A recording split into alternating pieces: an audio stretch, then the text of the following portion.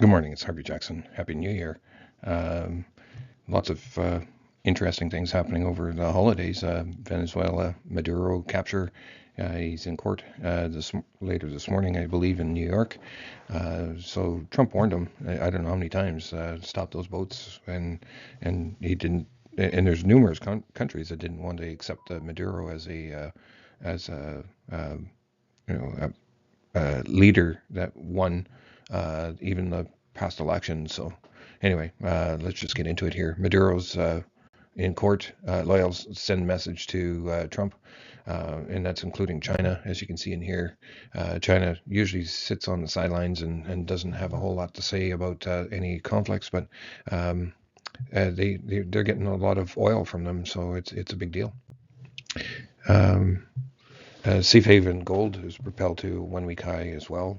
And again, if we're looking at these as in a microscope, and I'm going to zoom out a little wee bit and have a look at these markets. But when you look at the couple of areas that I highlighted here, you can see metal is gold has climbed 64% this last year, but silver's actually 147%. And depending on which market you actually look at, there's some differences there as well. But just just looking at some charts and some of the news that kind of came through over the wire here, you can see the U.S. trade uncertainty eases back. So you actually had high trade uncertainty, and now it's pulled back, but it's still a lot higher than even going back into 18 to 20 in there. Quick look at the weather here, and this is put out by the AgX Nutrien, saying that it's going to get cold come mid-January, which is kind of expected for our territory anyway. Quick look at the snowfall. Looks like there's still lots of moisture getting built over there in the. If they're going to be try to load some grain there, they're going to have some issues there. But you got this band of snow that's going across Saskatchewan, northern Saskatchewan, northern Manitoba.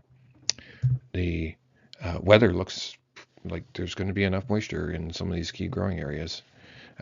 Will it be in time for all crops? No, not 100%. But geez, it's pretty hard to say that crop's going to fail if it's going to get the moisture.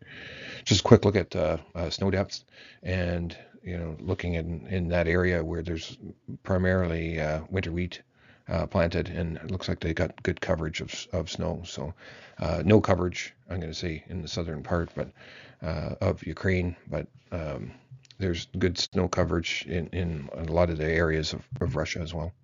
Quick look at the markets. Canola is up like 570 as I took the screenshot. Rapeseed up as well. Soybean oil up 0.43 cents.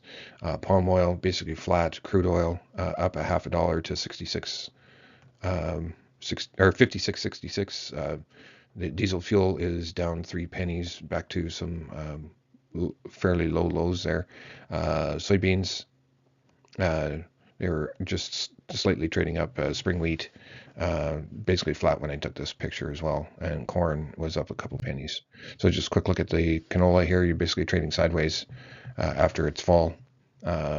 Expectation is that it could bounce up and then have that move down, but it depends on time here. So if the time kind of moves sideways here, some of that analysis might change when and how quickly that's going to move, especially if we're going to get some reports in the meantime.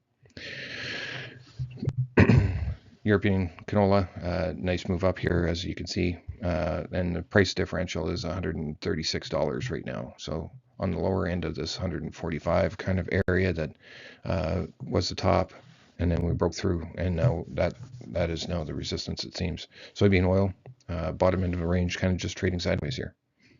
Soybean futures as well.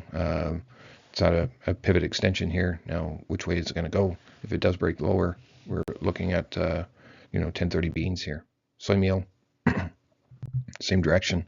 Palm oil, this is a downward kind of a channel going on here. Same thing with the crude oil. And this is what I was talking about with the diesel fuel here. You're basically chopping around sideways at the lows that we made for the winter here. Let's have a quick look at the Canadian dollar. Did climb, and now it's back to the same values where had suggested, clearing some of the brokerage accounts deficits, right? So U.S. dollar index looks like it's potentially could be trending up there, Brazilian real is trending up as well, which is not good for the Brazilian selling of their products.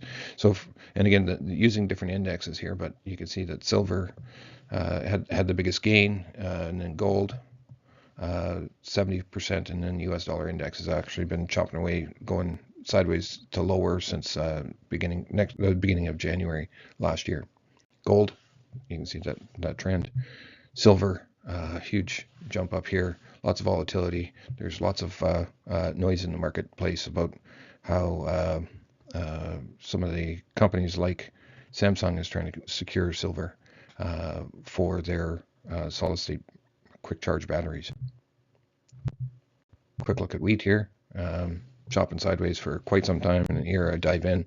You can say basically September, you've basically been going sideways to lower. Kansas, not quite making new lows yet, but when you look at the Chicago, it looks like we're trying to break through some of the lows that we've already made. Corn futures need to kind of hold wherever they are for support. Breaks lower, you're going to see 425 and then possibly 415. Quick look at the live cattle, nice green candle to start the year, and the same thing that we see in the feeder cattle. And lean hogs still not catching the bid that the beef are. And that's all I have for you today.